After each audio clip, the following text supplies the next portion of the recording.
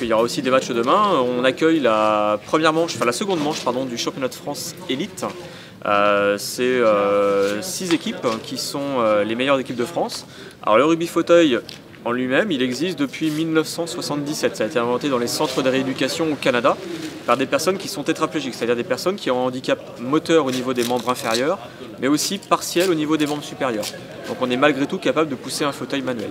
Visuellement, clairement, c'est pas du rugby, puisqu'on joue sur un terrain de basket, avec un ballon rond, on a le droit aux passes en avant et aux passes en arrière.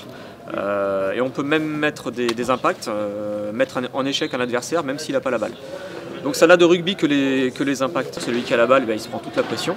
Donc c'est vraiment un sport de contact, d'agressivité. On essaye de perturber physiquement et psychologiquement l'adversaire. Visuellement, en fait, c'est des autotamponneuses. On joue à l'autotamponneuse, sauf qu'il n'y a pas de caoutchouc devant pour amortir les chocs.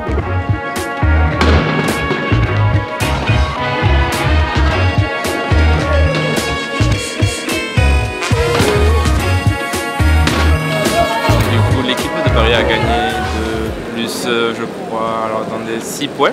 Pour être joueur de rugby fauteuil, il faut adorer le contact, la convivialité et l'esprit de groupe parce que c'est un sport co et toutes les valeurs se rattachent au rugby traditionnel.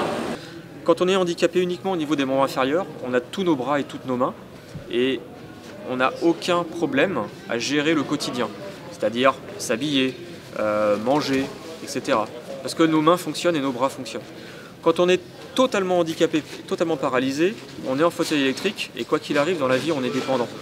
Mais quand on est entre les deux, c'est notre cas à nous, donc tétraplégique bas, donc avec des capacités au niveau des bras qui fonctionnent, on doit surdévelopper ces bras-là pour tendre vers l'autonomie au quotidien.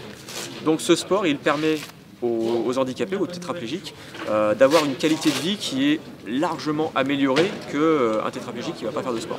Nous avons des roues de vélo très légers, voilà, tout simplement, et donc du coup la chambre à air qui est pincée par l'autre fauteuil tout simplement vient à la rencontre et crève par la suite. Donc c'est pour ça qu'on pourrait appeler ça comme une petite Formule 1 où on change nos roues, etc. Mais voilà, ça fait partie intégralement du jeu. La plupart des joueurs qui évoluent de toute façon dans cette phase, dans cette manche élite, sont des joueurs qui sont en équipe de France, ou qui y ont été, ou qui vont y aller. Donc c'est vraiment ce qui se fait de mieux en France.